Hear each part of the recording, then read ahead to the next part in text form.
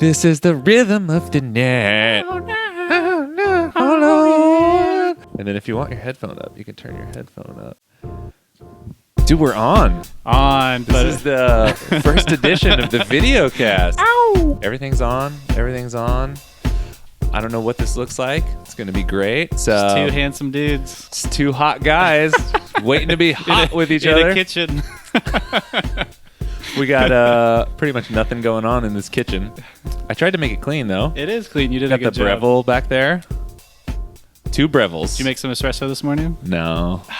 I went to the cafe. I got up really early, and I hung out with Sarah. She's tight. Yeah, she drew a postcard for us. Oh. That we're going to send to special people. Oh, killer. Uh-huh. Yeah. So many creative minds in the cafe. Little gifts. It's super sick. So there's two times this month where you are here. Yes. 2 Chuckcasts. Yes, I put it on the calendar. 2 Chuckcasts. It's fucking sick. It's gonna be great. So you have this wealth of knowledge of all kinds of ridiculous stuff.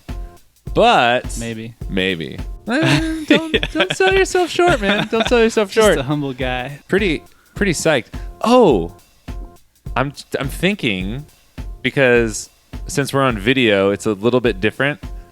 How are those working? Oh, you yeah. gotta open them up. No, we're good. These are from Plantronics, by the way, which is a local Santa Cruz company.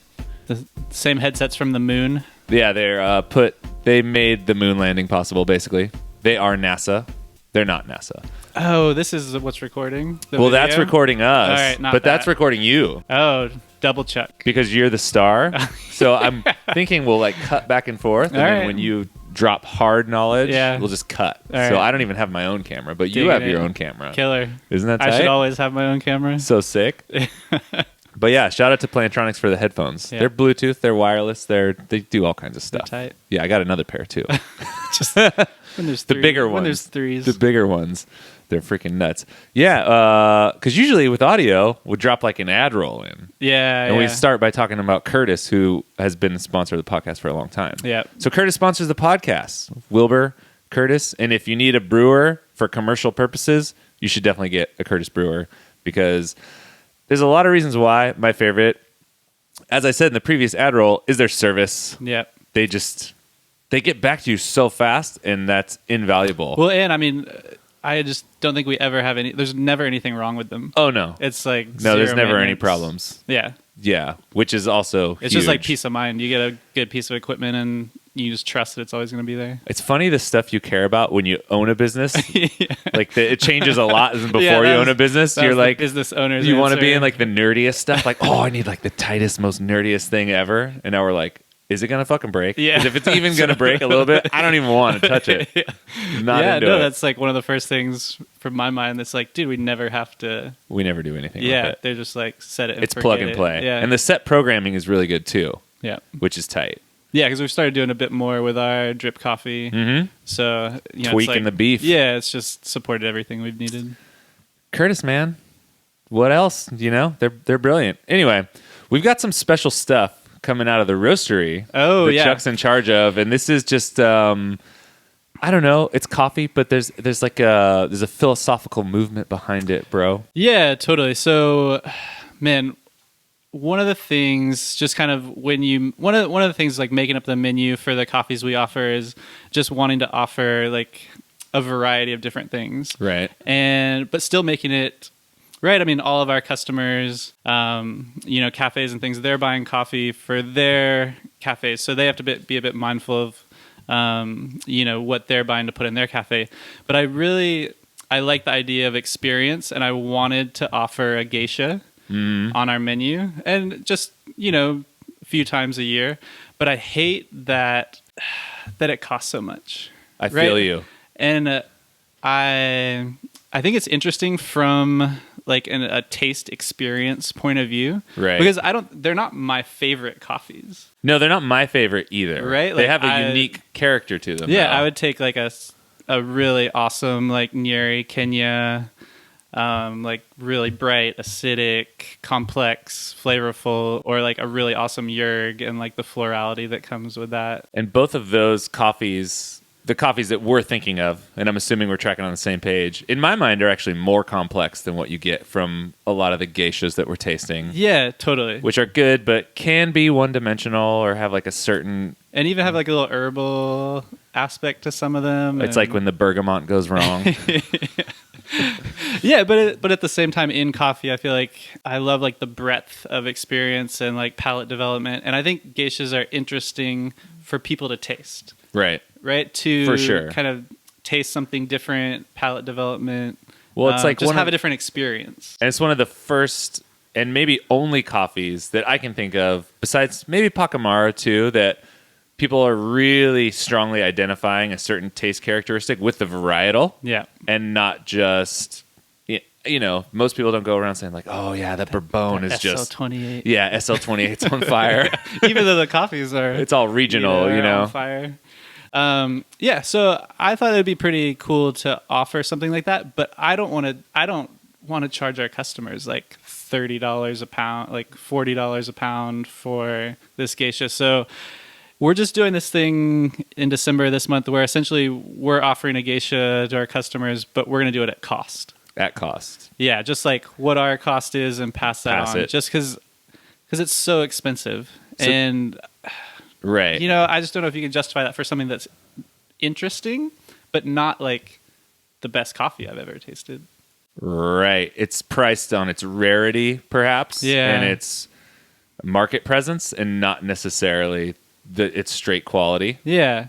So that's interesting. Do you feel like geisha prices have been like inflated artificially? In the sense of, I feel like, so you've got like the OG Hacienda Esmeralda. Yep. Right. And then a lot of the geisha in that area around Panama is kind of transplanted from that. Yeah. And now you're seeing it transplanted in all kinds of other places. And I see geisha just fetching a premium, even though there's a wide range of quality associated with it. Yeah. And it's almost like the prices start at a minimum of $15 a pound just because it's from geisha. Just because it's geisha. Seed right. stock, or, And some of it's so not worth it from what I've tasted. Yeah, and I'm just thinking from our think of like our retail customers' point of view. Like, are they going to come in and?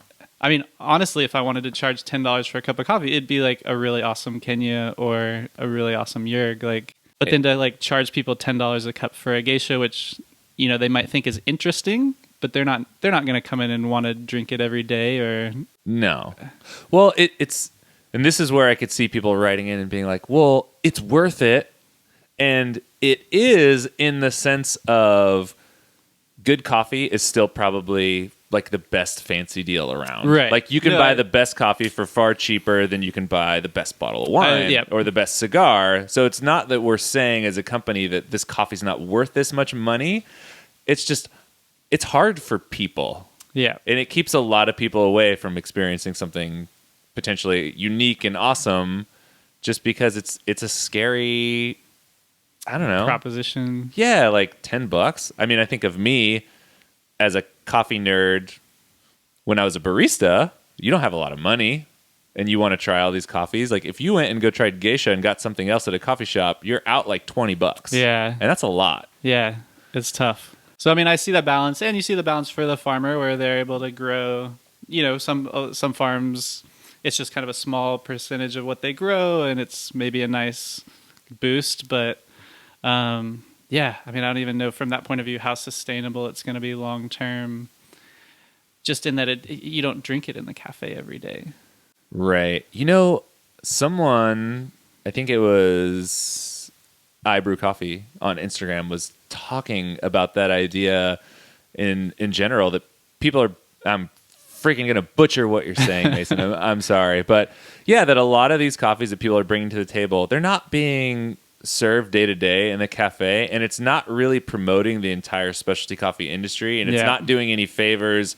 It's not really doing a ton of favors for the farmers because it's not the bulk of their production. Right, exactly. Really, it's like the biggest thing that would help farmers is bringing up the price for all the normal coffee that they grow. Yeah, because that's the majority of what they grow. Instead of I sold 3 bags at $300 a pound, but then all my other coffees just and there's good writing from James Hoffman as well on kind of like a similar topic to that. Yeah, it's super interesting. I totally agree with that. And then also On the business side, here's the other fucked up thing, which you just reminded me of, which we're talking about selling it for an affordable price so that people can buy it, but also we'll actually sell it all. Yeah.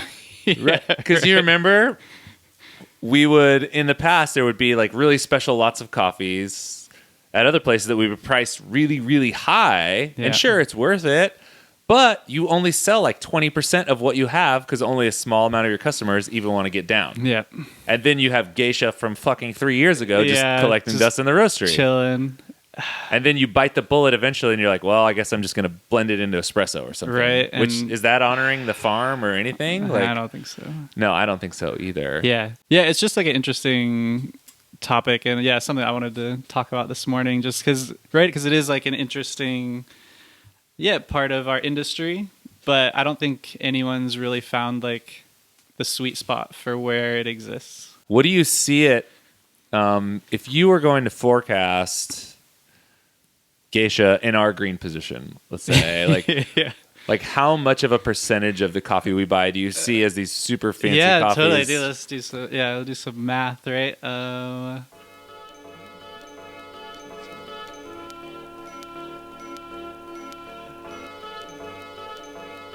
He's deep in thought. If you're not watching this on video, you have to imagine a man just thinking as hard as he can. So I'm gonna say if we go through maybe like 200,000 pounds of green a year, and Geisha will have like 150 pounds. 150 pounds. So if you got a calculator, you can run that percentage. Go the decimal points on that. But I bet it's similar for other companies as well. And that's just where it's like, is that, where does Geisha fit in the industry, for other companies as well? I think it's pretty similar. It's just like such a small piece. Yeah. It might be, offering it a lower price might be a brilliant sales tool that you're also coming up with. Because not necessarily, not for us. Not for us. No, yes.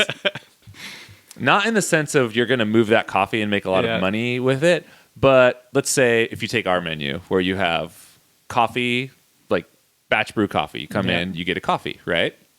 There's a margin on that. And then you have a by the cup that we're running through the espresso machine. We've got 2 coffees by the cup, like ready to go at any times for a little bit more money. It's like a premium experience, different single origin coffees. Also, it's a better margin for us, right? We make more money off that. So if you're offering someone a really special coffee for basically batch brew price and they try it, they're like, oh, wow, that's really cool. I've only ever drank the Answer and that was good, but this is a whole different world of coffee. Maybe by hooking someone like that, you turn a batch brew customer into a daily, like by the cup drinking customer. Yeah, that's true. And like, our margin goes up, your business benefits, people are introduced to more coffee. So like, it's kind of like a win-win. It's like a win-win. Yeah. It could be a potential gateway drug. Yeah. I'd love just for us to offer it on regular batch brew. Oh yeah, for and sure. And like just see what people's how thoughts much are. people see trip. What like the 400 people that come in the door, like what do they think of it? Just on the daily. Yeah, it'd be so cool. I could see us batch brewing it and then just even also sampling it out too. Yeah. Like when the cafe's packed, like Friday morning and someone just goes around like little 3 ounces. Yeah, because check it out. That's like the value is just in expanding people's taste to it, I guess. And expanding their thoughts of what coffee can be. Because it is a little bit different, Serious, dude. It has no value sitting in a bag when someone can't buy it for $70. Yeah, totally. And just to talk about ours for a bit, it is, you mentioned La Esmeralda. So this, this Geisha's sourced from, through our friend Aleko at Red Fox, and it's actually from the seed stock from La Esmeralda that was taken from Panama and grown in Colombia at one of his friends' farms. So so it's like, dude, it's an awesome coffee, and I'm just stoked to see like what our customers just on the regular think about it if they're not charged, and it do their perceptions change if it's not $10 a cup. I wonder if there's like an expectation letdown sometimes if you're paying those high prices for coffees too on the customer's end. I feel like it's all just like an expectation versus reality. Because if I pay $10 for coffee, it better be perfect. Yeah, you better blow my mind. Yeah, you better mind melt me for $10. Because you can get mind melted down the street. Like we could mind melt you for $3.50. You know what I mean? Like the Chavez. Like I was like, shit, So dude, good. it's so good. Shout like, out to Benjamin. it doesn't really get a lot better. I'm like, this is amazing coffee Yeah. that I can have for $3.50. Like $10. Fuck, dude. You better roll me hard. That's so. Yeah. So How long has that coffee been in the wings for then? So from transplant to harvest, you're looking at usually 5 years. I think 4 years. 4 years. Maybe they got the first. So it's 4 or 5. Yeah. So it's crazy the lead time on that stuff. Yeah. I mean, for any coffee, right? I know. It's that investment. It's just, it's so insane that you already have a farm, and then you're like, okay, cool. I'm gonna bring in the seed. I'm down with the waiting game. Yeah. Because that land is potentially used for something that's already producing. Totally.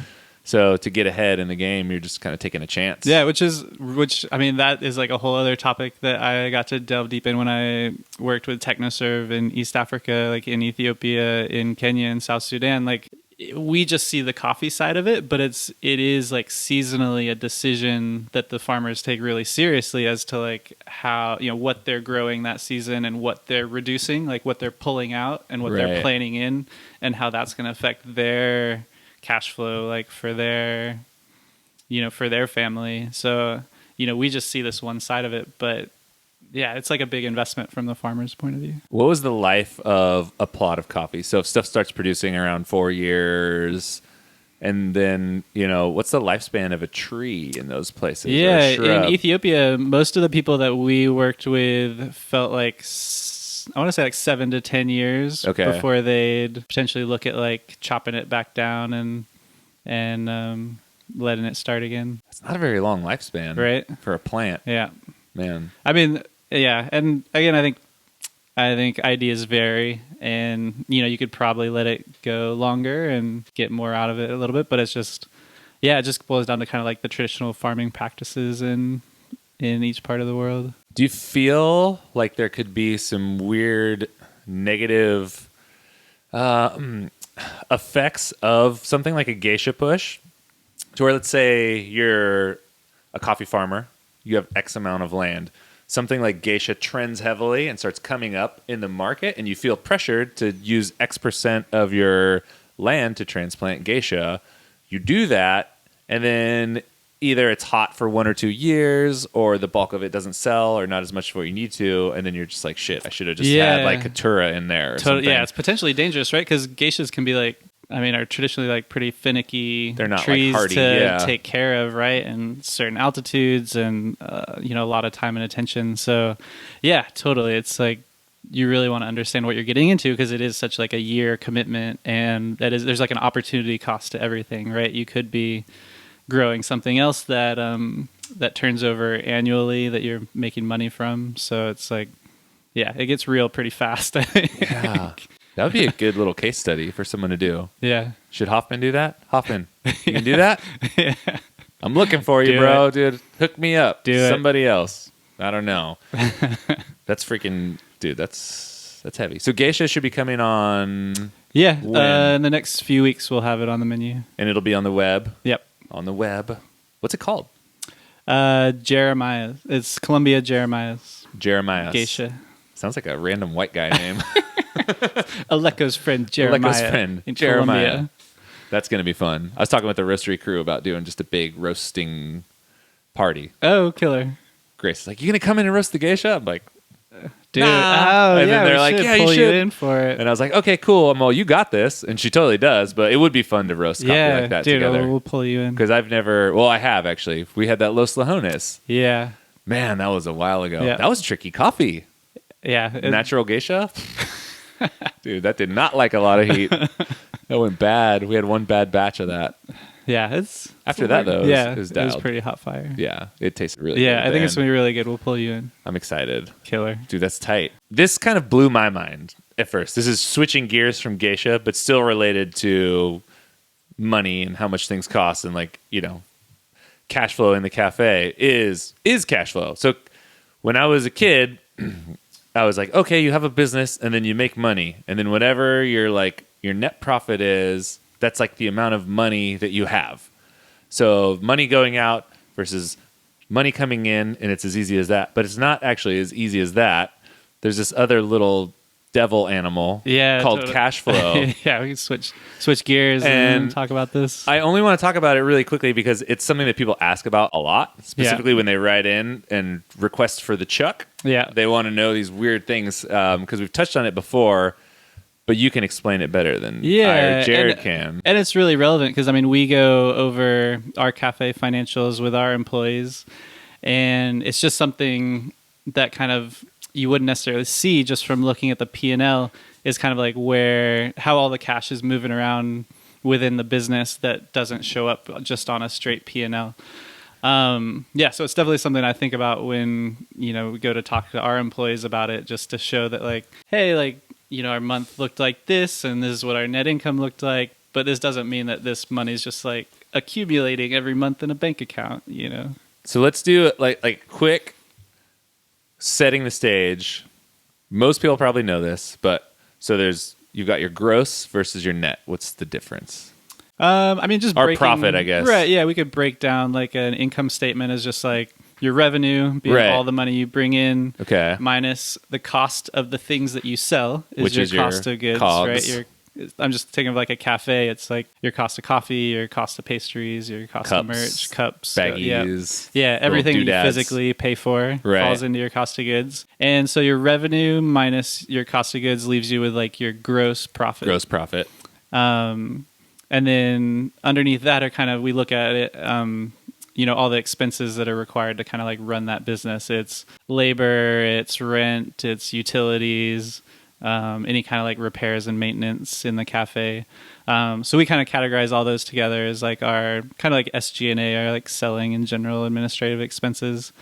And then so kind of subtracting that out from your gross. Those are different than cost of goods because those things don't get sold. Exactly. Right. Yeah, exactly. So kind of subtracting those out from your gross profit leaves you with like your net income. Right, which is money to the bottom line. Yeah, which usually, banks or investors, things like that, they kind of want to see. That's like a general idea of like how your business is performing. Cool. Yeah. Put that in the bank. Everybody got that?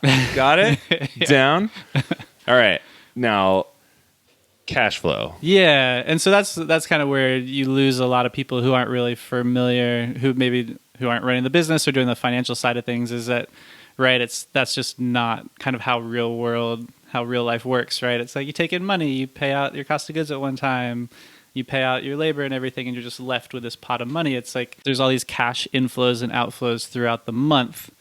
So cash flow, it's really has a lot to do with like the timing of money going in and out. Okay. And, so while, we try to settle all the books and everything and show a number at the end of the month, is really, there's things like, that you don't see, like inventory, any kind of like investments in like the building or equipment, things like that won't show up on the income statement.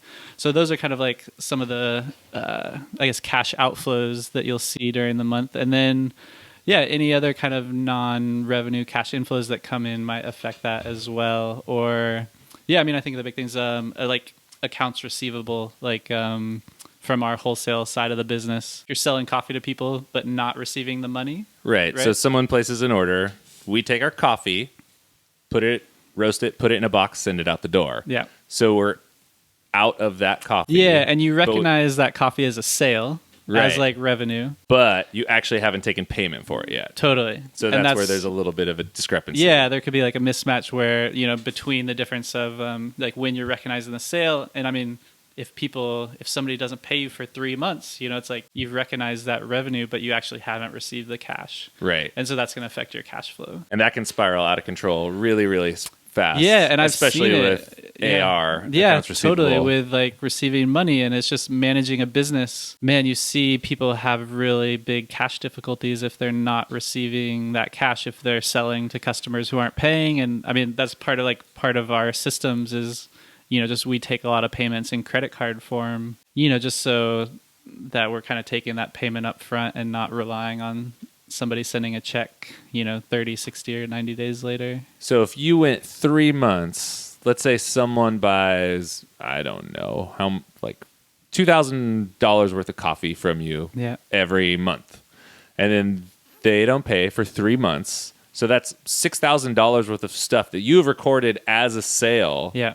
and you don't have money for. So even though you could show like a net income or net profit, totally. you could be cash flow negative. Totally, because the expectation is that you are receiving that money in a reasonable amount of time. And, if potentially you have customers that never pay, like customers that go out of business, it's your responsibility to charge that sale off and to essentially like subtract it back out. Which you've seen that happen before too. And it gets nasty. You got to go to collections and then you might have just thousands of dollars that just never show up. Yeah, it's a nightmare. You really have to be careful. What is I should probably know this, but I totally don't. What's our standard on payment for if we're talking wholesale? Yeah, accounts? we charge. Generally, we charge everyone's credit card after we ship their coffee. Right. Yeah, and it just keeps it really simple. We're like a really small company. We don't necessarily have the people or time or manpower to call and follow up on invoices and things like that. And it just keeps it really simple if we're selling coffee and charging a credit card. Yeah, I think that's just the simplest way to do it. Yeah, and all our people pay us. Yeah, which is great. Because I've seen before there's this pressure we where we had one person who didn't pay us. Oh, dude, I don't want to say their name. Gone on the on the interweb. We should not say their name on the interweb. Yeah, just to be nice. And if someone can't pay, we're not here to judge them, but we can't enter into like a business relationship with that person. Totally. Yeah, because we want it to be this two-way thing to where we're going to uphold our end of the bargain. Yeah, and ship you coffee. It's just really disappointing. Yeah, and it's hard, and it's funny because I know that when I look at other people that are sometimes dealing with us and they have these little snafus, like everybody thinks that they're running the business, right? Like people are like, they don't get it. Like, I'm trying to run a business here. Like, I'm trying to run a business here. And people, because we're the roaster, people look at us as a much bigger business than we actually are. We're not that big. And we're not that big, yeah. So we're like, hey, we're in the same boat as you are. We're trying to run a business. So your $2,000 for coffee is really important to us. Definitely. And, we've been fortunate to just foster that. And it's funny. It's nice to have that we don't even have that conversation. It's not like a discussion because back in the day, it was kind of like, oh, there's this pressure to just let people slide. But then it just makes it more uncomfortable for everyone. It's just nasty. Yeah. It doesn't feel good. Yeah. So, I mean, that's a big part of cash flow is kind of like your accounts receivable and how well you do collecting payments. Another part of it is your accounts payable and like how, in what timely fashion you pay people, right? Because another way to I guess you improve your cash flow if you pay people slower. Right. Because you're kind of building up this, it's still a liability, like you still owe it. But, if you're paying people in 14 days instead of 7 days, then, you have your cash for like a little bit longer. Which is like the opposite idea of what we just talked about. Well, I would hope for most people that like paying on a credit card is like a nice balance because then as the purchaser, and we do this a lot where we pay people with a credit card and cool, we have 30 days to pay the credit. Like the credit card company is kind of the intermediary. Right. Please, everyone pay your credit card every month. So if you have, let's say if you pay with a credit card and then you have that 30-day leniency window, it would make the most sense for your cash flow position to stretch that out for the entire length of the window. Yeah. It's like if you have 30 days, there's no reason to pay someone back on day 2 because then basically that takes cash out of the equation that you could potentially use for something else. Exactly. Yeah, exactly. Yeah, so I mean, those are your big kind of cash flow things, right? It's inventory, just to circle back, like accounts receivable, how well you're doing on collecting payment, accounts payable, how the timeline with which you're paying people. And then a big one for us and for all coffee roasters is inventory, particularly green inventory coffee is like one of the toughest cash flow situations for any like coffee roaster because it's just the biggest chunk of money that will ever go out the window. Totally. Writing checks for so many thousands of dollars at a time, and it's heavy. I see you working on it, and that's probably one of the most compelling reasons for people who own specialty coffee shops to not roast. Right? Totally. Because roasting makes sense in that, okay, maybe my cost per pound is going to go down a little bit. But can you write that check, and can you Yeah. manage that on a regular basis? Yeah, right. Managing it is a big task. And just as you grow, it only gets bigger and bigger amount of money that you're paying out. So it's kind of managing that growth as well. And just so inventory, there's gonna be different times of the year when you're paying out more as well, right? If you talk about buying coffee seasonally, which I think a lot of kind of like the upper tier companies in the specialty coffee industry do, is like you're buying the bulk of your think about like Central American harvests and African harvests kind of lining up, like Ethiopia, Kenya kind of line up a little bit with a lot of Central America. So you're buying the bulk of your coffee, paying for it in, May, June, July, kind of receiving it August, September. That's like all of Central America, all of those coffees, you're all kind of like buying them at the same time. So it's potentially like a pretty big, it's a big chunk out all at once. Outflow come like, August, September, October. So it's just kind of like managing that aspect can be challenging and stressful. And so it's like a lot of times you don't see the money that's made, in different cafes or something. It's like, it's kind of going toward building the inventory during certain times of the year. Right, because if you have a big buying chunk like that, it's not like you're just worrying about it then. You're planning the entire year and forecasting, knowing that, okay, this is going to be like 60 to 70% of the coffee that I'm going to buy this year. Yeah, exactly, right? I buy probably like 75% of the coffee that I plan out the whole year and buy the majority of the coffee during those months. And then it's about like managing and spreading it out over the rest of the year. And if you want to get really awesome, fresh, exclusive, interesting lots of coffees. Yep, that's how you have to do it. Yep. You got to do the dirty, dude. Yeah. You got to make it nasty. Fight everybody else. You got to just karate chop, dude.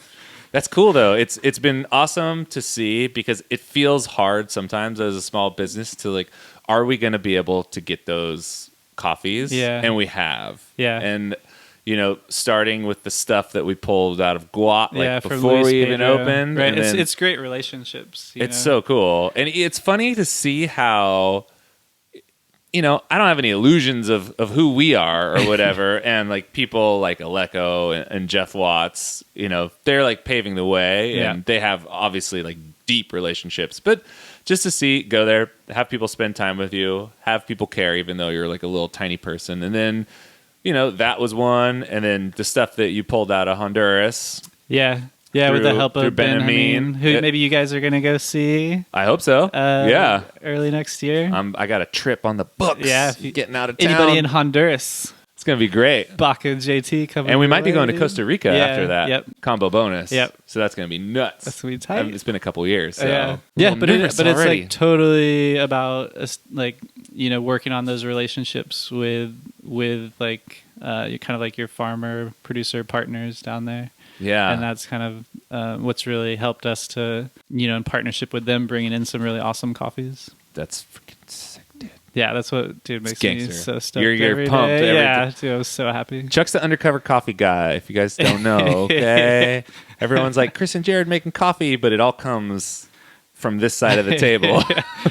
Yeah, and I mean, dude, it's something that I was passionate about. That's, how I got into coffee, working in the farms, in Ethiopia and Kenya and South Sudan, and got to explore a little bit more of that side at Verve, and spend a lot of time with, Jesse Krause, who was the buyer there, and Amanda, and just kind of develop that passion. And And even just working, like kicking off your career in Africa. Yeah. You're like, you started where most people end. Totally. It's a little bit different. Which is interesting. Right? It's like most people are backwards. Like, I'm going to get a job in the cafe, and then I'm going to be a barista, and then process through, and then eventually I'll get to Origin. Yeah. And you just started at Origin. Yeah. And everything's like reverse engineered from there, which is pretty sick. I like it. It's going to be like a unique perspective, and definitely like fuel the passion that I have for like seeing the work that we do and how it affects kind of where the coffee comes from. It's so cool because it's I'm not as passionate about that stuff as you are, which is perfect. Yeah. Which I used to feel bad about, but I don't feel bad about it anymore. No, it's like, it's being taken care of. Yeah, you got the teamwork going on, and it's like there's certain things that I'm better at and certain things that Jared's more passionate about. Definitely. And then it's like all works together, which Yeah, people are always like, does Chuck make coffee? And I'm like, he makes it possible to make coffee. Totally. So it works like that. He's tasting a lot of coffee. He's tasting a lot of coffee. Yeah. Dude, we're at 35. I think we're going to wrap this thing up. Killer. Only because I don't know how that's working. I don't know if this camera's working. And I'm really to curious go find to out, see. dude, how it And this turned might out. be a nightmare to edit. But yeah, thanks for watching the podcast. We're going to do these all on YouTube if you want to check them out. And you can see all the cool stuff that we have. You know, next time we're going to brew some coffee. Oh, yep. I'm going to bust out the Breville, which I've been using. Everybody's been writing me about a review of the Breville, the Oracle Touch. I use it all the time. It's awesome, but I'm not going to do an in-depth review like yet because I want to really do it proper. Yeah. But if you got $2,500, you should definitely buy one. If you're trying to get into the Breville game for a little bit cheaper, the brewer is awesome. I have one, Jared has one, and we make our day-to-day coffee on that. And then when Jenny, my wife, makes coffee, she just uses the gold cup setting with the gold filter. Jared uses the gold filter too. And then Jared's got his own little brew recipe. He's got a 45-second bloom, hot as you can get it. But Dude, you can really... That's what's awesome. Everybody's got their recipe. You can do whatever the hell you want. Yeah, you can even snap in a bunch of different... It's got basket-type filters if you want to make a lot of coffee. You can throw in like a cone-shaped filter if you just want to make like a cup of coffee. So it's freaking sick. Yeah. I'm down. You do you. You do you, bro. Whatever you want to do. All right, this is the Cat and Cloud Podcast, and we will check you later. Killer.